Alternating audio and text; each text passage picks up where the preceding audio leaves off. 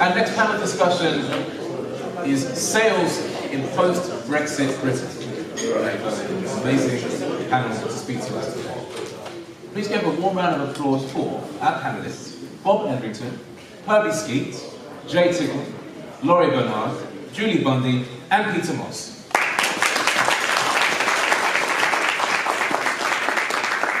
Our panelists are now going to introduce themselves and tell you a little bit about them. Look at how that can affect you and how you can be selling those services. Can you supply the new infrastructure? Are we going to need new computer systems in place? So what can you do that they were doing that you can sell here? And those businesses that are in the EU supplying us are going to find it more difficult to do business here. So identify their customers and target them. And if you've got any language skills, or skills of working with other people's culture across the world, bring those to the fore and target those countries for your sales experience. Develop your mindset, be positive, picture the success, and remember those 10 two-letter words. If it's to be, it's up to me. Now, most business leaders have three mindsets. Earn as much as possible, have a great lifestyle, leave a legacy. What is it for you? How has Brexit changed that, or your ability to achieve it? Now, what do you need to do to achieve it? Write it down. That's your plan. That's your action list. And engage with people.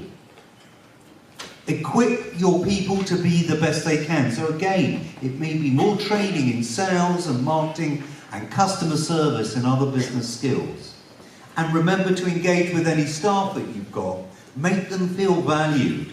Use training. It's a double winner because not only do they then feel valued, but it improves the skills in your business. Thank you.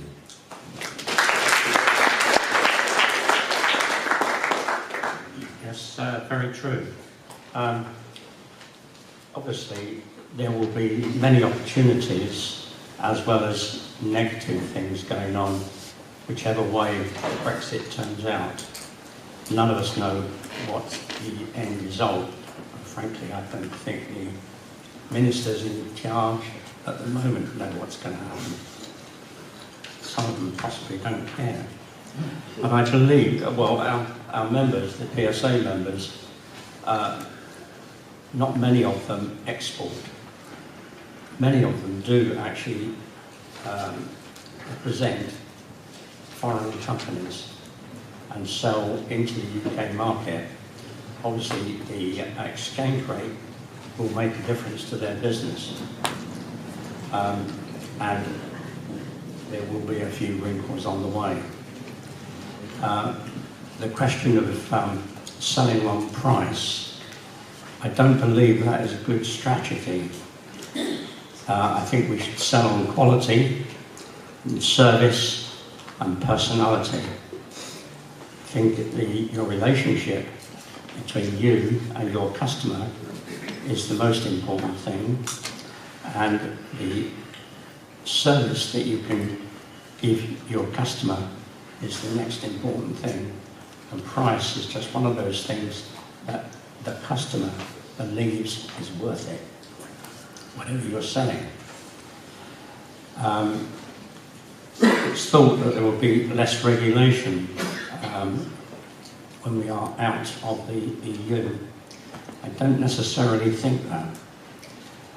We will have to encompass all the regulations that the EU countries decide to put on their law, such as Norway does at the moment. So consequently, we will have to make sure that all our products that we are selling to EU countries do conform to their regulations. Now, obviously, there's a big world out there, but actually the EU is, well, it's our largest market, so consequently we need to look after them as well.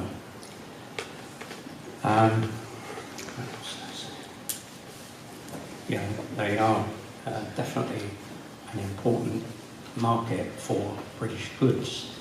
And I think the fact that in the past, many of the most successful British companies have sold on quality. And this is really where it's at. And as I say, as far as my members are concerned, the legal situation we are left with after Brexit will determine how well or not they do. Thank you. Thank you.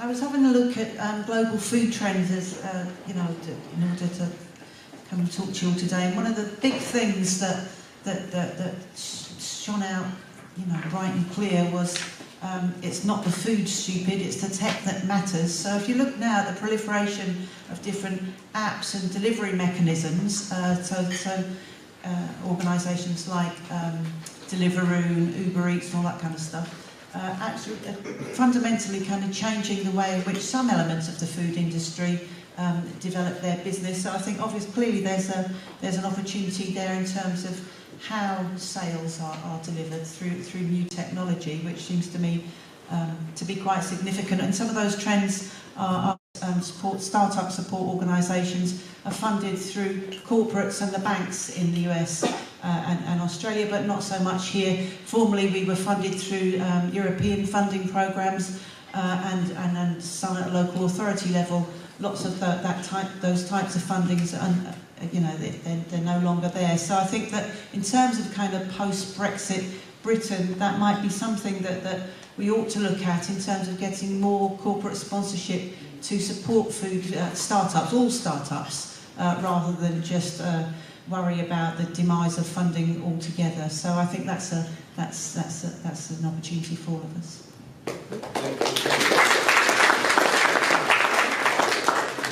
Okay, so on to our final question, which I'm actually quite excited to hear the answer to this, so prepare yourself everyone. Panellists, if possible, we can keep our responses to 2 big punchy points. That would be amazing. The question is, how would you generate more sales in post-Brexit Britain? Right, well we've discussed the problem that we face and the uncertainty. We discussed the opportunities which come out of that. So now, you're ready to develop a strategy for your business. How many of you know what strategy is? Good, because most of my clients haven't got a clue, and this is some of the largest companies in this country who I've recently asked the question, what's your strategy? And they say, well, for next year to increase our business by 5%. That is not a strategy, that's a goal. So what our strategy is to penetrate the foreign exchange market. That is a target. What our strategy is to have everybody make 10 sales calls a week, and so that is a plan. I asked one client at a very large legal company last week, what is your strategy? And he said, well, I'll have to think about it. I said, what is a strategy generally? He said, well, it's a thingy. So I decided in this last little bit, before you do anything else, I'm going to give you 11 pointers so that you, amongst all the great people in Great Britain, can actually come up with a strategy. First pointer. Pen and paper. Write it down on a piece of paper. What problem do you solve? What one big key problem do you solve for your clients? That is a showstopper, I've got to tell you sometimes. They look at you as if you're from the moon. Most businesses, 80% of businesses exist in their customers' mind to solve a problem. If you don't know what problem you solve, you've got a problem at the beginning. Number 2, who are your audience for your solution to a problem they've got? Who are they? And the answer isn't everybody. Or, let me have a think. You've got to know who your audience are. Then you've got to ask yourself, what do they want? I asked one of my clients recently why they kept on using us for training, and I hoped he'd say because they're a brilliant training company. He said, because you don't give us any trouble. It wasn't what I thought it was selling, but it's what he was buying. It would pay you very often to ask your customers, what do they want? The next thing, what do we want? What do you want? What do you want in your business? Do you want to be, for example, a pound shop type business, or do you want to be Harrods? Then you've got to ask yourself, having done that, are what my audience want, my target market want, what I want, are they congruent? Are they the same things? Because if they're not, you've got a problem. Then you've got to ask yourself, how do they know about us? And then you might say website, or I go on LinkedIn. Well, fine, if you have a website, examine your website, as I said to you earlier, on the 14-second test. Would anybody know what problem you solve for the world in 14 seconds if they pass by? If the answer is no, and your website is full of old guff about how long you've been in business and how happy you are to announce the opening of your new office, you're basically wasting your time. Your website is doing no good. The only purpose of a commercial website is to solve a problem. Next thing, how do people contact you? How do they communicate with you? Most websites I go to, it's very, very difficult to find a telephone number or an email address. Is yours easy to find? You want people to call you straight away. Next question, what is the current market for what you do? Do you know? And then you've got to ask yourself, in this Brexit internet world, what is the future market for what we do? You've got to be brutally frank with yourself when you write these things down. You haven't got answers, you've got to find them. Then you've got to say, then, how are things changing? And write that down as much detail as you can. And finally, the 11th point is, so where are we going? Now, if you ask yourselves those 11 questions, you'll be well on the way of coming up with a decent strategy to cope with whatever comes around the corner to hit you in the next 5 or 6 years. Of course, you should be rejigging your strategy all the while. Thank you.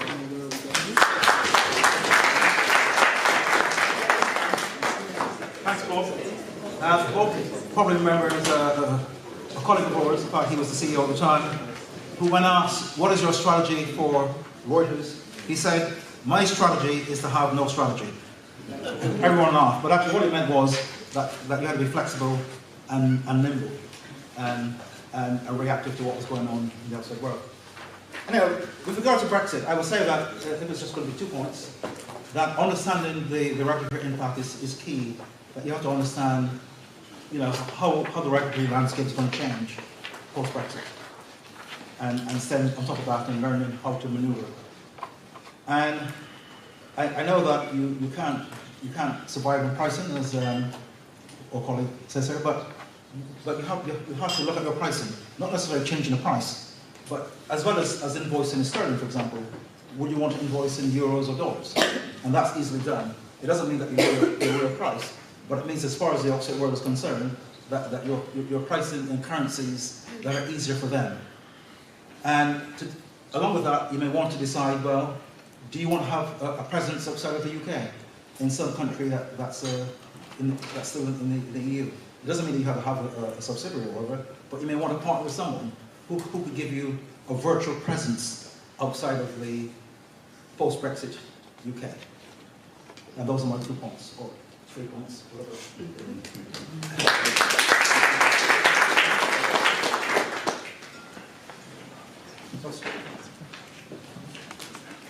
My 2 points, I'll start with one, and it's a quote by Wayne Dyer, and he says, when you change the way you look at things, the things you look at change. I'll repeat that because it's a hard one to get your head around. When you change the way you look at things, the things you look at change.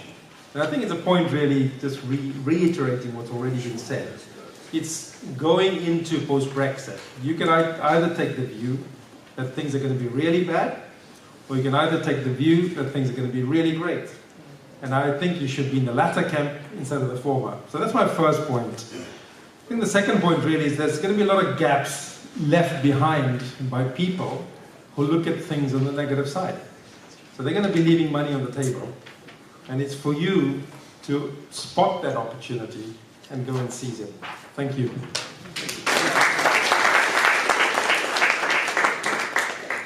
So this is how you condense 8 points into Take Liberty 3. Produce and implement robust business marketing and sales plans which include targeting marketing. Look for new markets, especially where you've got an in. Don't ignore your home market, especially where they've got to put in new things. Engage agents in markets that you're not sure of, or perhaps in the EU, to avoid red tape. And make sure that you continue using the marketing that Bob was talking about to generate those leads that you can take sales from. Get a mentor. If you haven't already got one, get a mentor, get somebody to help you with your sales and marketing. Even if it's peer group work, work together with other people.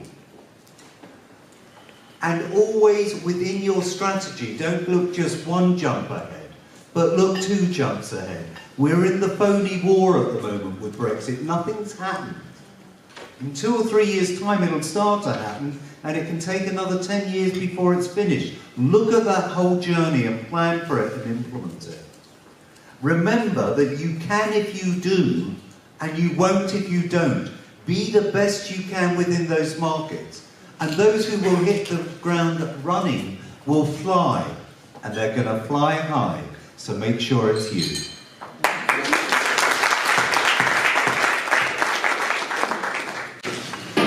Well, it's certainly taken the points that have been spoken about already, and frankly, I think it comes down to basics. Sell well, sell better, work you. Go on, Excuse me.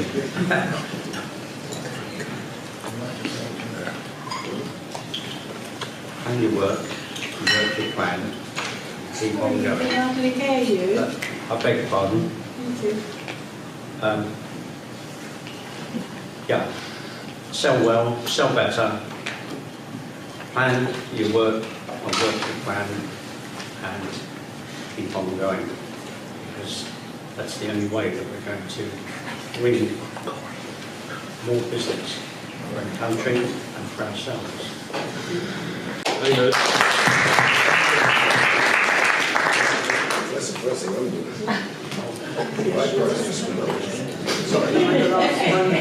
think actually it was very difficult coming last because I think everybody else has summed it up so well. But I do think, particularly as I start-up businesses, networking and networking opportunities can really help, you know, increase your confidence when you're first starting out.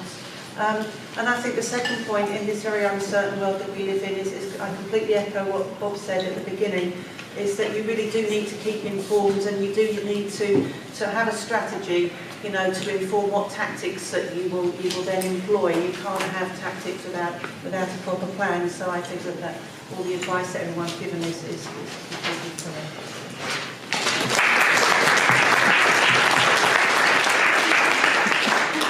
Okay, the floor is open for some questions. Yes, sir, please go ahead. So I have a software, 2 software. Currently my pricing in pound. Now my software can be used anywhere, in US, Australia, India, Africa. What you suggest about putting a price in website? Should I put international or just dollar, considering the Brexit? I wouldn't have a price up there. Well, you're going to get, you know, people saying, well, it's much cheaper overseas. I mean, when I recently did that's not the market, it is the market over there.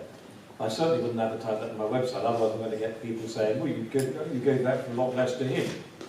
So be consistent in your pricing. You needn't particularly put it up on your website, you wouldn't necessarily advertise it. Well, if you do have to talk about it, then discuss it with people. So you can have the same price, you've got to come and live in London. I wouldn't put a price for your website.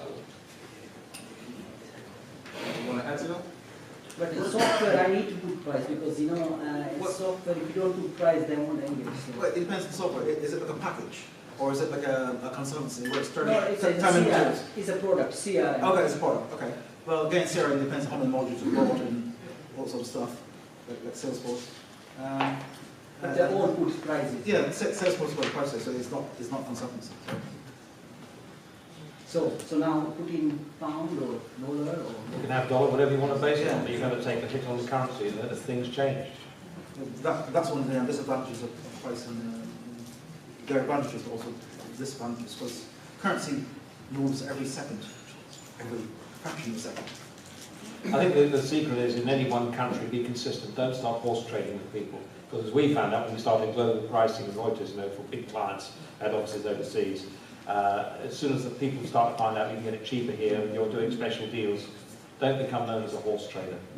So be perfectly open with your pricing policy. Just one quick point. Obviously, if you start pricing in dollars, you're competing against a lot more wider markets because people are going to see you as an international player.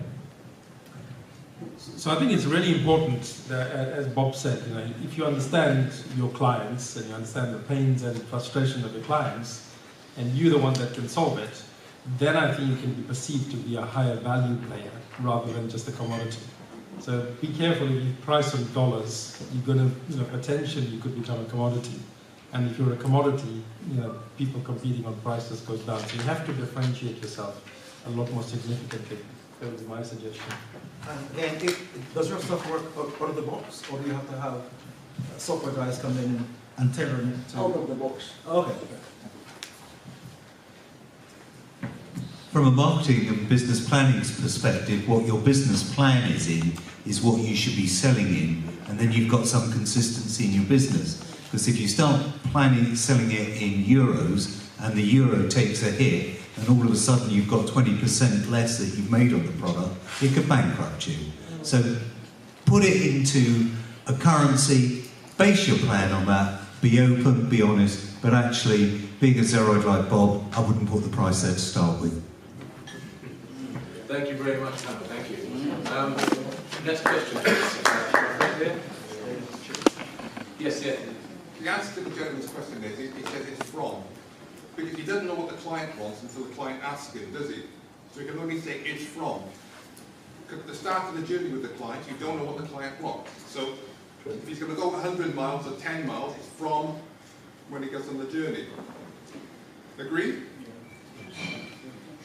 Because he can't tell the client. He doesn't know what the client wants. He can only say his product is from. Yeah. The client fills in what he wants, and then you tell him that's how much it is when he's told you what he needs. Because it's a dialogue you're going into with a client. So set the base price. No, it's from. Yeah, from. And I mean, if I give you an empty box and you shade in the squares, if you're using Reading and it's a black and white printer, it's going to cost you more, isn't it? Right, yeah. So it's from. Yeah, that's the answer.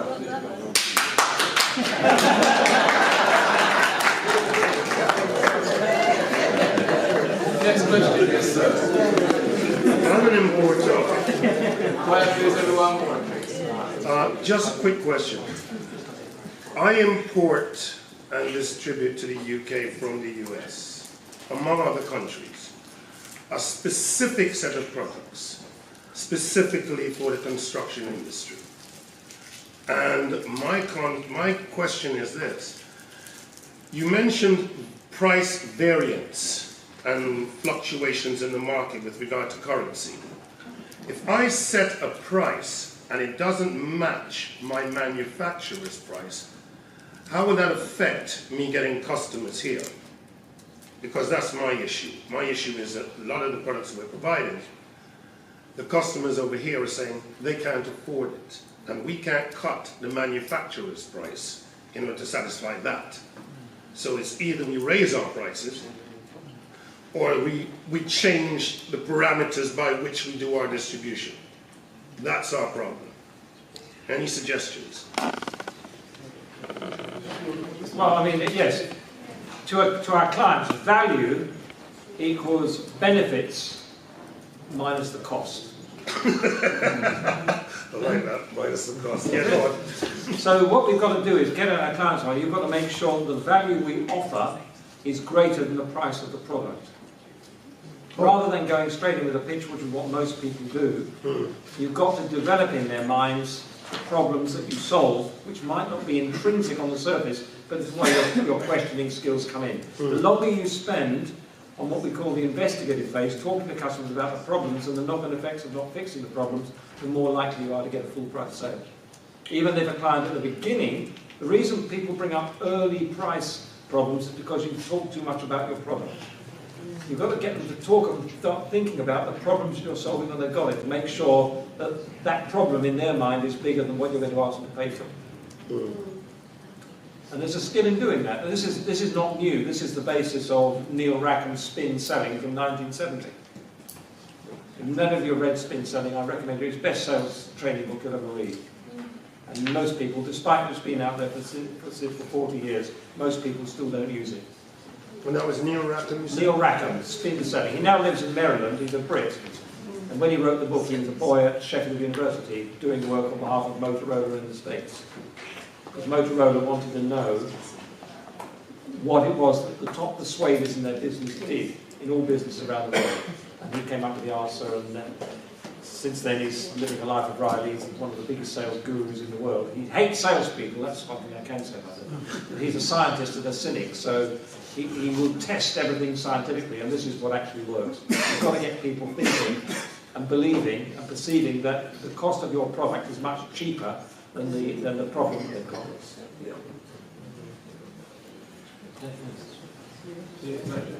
I think just on a technical point, so you talked about variability. So effectively, if the pound is going down, then your problem really is that you become your suppliers become more expensive. So what you can do on a technical point, I agree with Bob. Obviously, you've got value that you're selling first, and then you're likely to get your price. But in order to take the volatility out, you can hedge. So you can actually hedge against currency. So you can go to a bank and say, basically, I want to take the risk out of the variation. So you agree a price already of a supplier. They will charge you a premium, like an insurance premium for it, basically. But your price is locked in. So if the pound drops in value, you still basically have the same price that you agreed with the supplier 6 months ago. I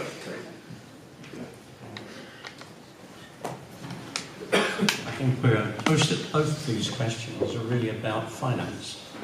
And I think it gets in the way of what the important thing is that you are solving a problem for the customer. And what the customer wants, he is prepared to pay for. And your job really is to show him that your product is worth the money that you're asking for. So you don't sell on price, sell on quality and what it can do for the customer, the benefits to him. When I was early in selling, I sold clarifiers and metal spinnings, and the price of copper used to rise and fall like the weather. And as I was sent out to call on customers and the like, I would have a price list which was +5, +10, +15, drop 6%, and so and so. And the end product, the end price was just something in the wind, because he wasn't going to get his clarifier or his metal spinnings until probably three or 4 weeks or even a month after he placed the order. So the price was flexible. But what was important, as I understood it, was the quality of what he was buying and the problem that you were solving for him or her. So that's really the way I look at things. If you invoice in this currency or that currency, you've got to, if you're going to give a set price straight away, you've got to look at the financial trends of currencies. Frankly, I think you're on a loser because they fluctuate so much. Thank you very much. Okay, we are about to take a 10-minute recess, and then we will be back for a keynote speech from Bob Edrington. Our panel will be available to speak to during the break. Can we have a warm round of applause for Bob Edrington?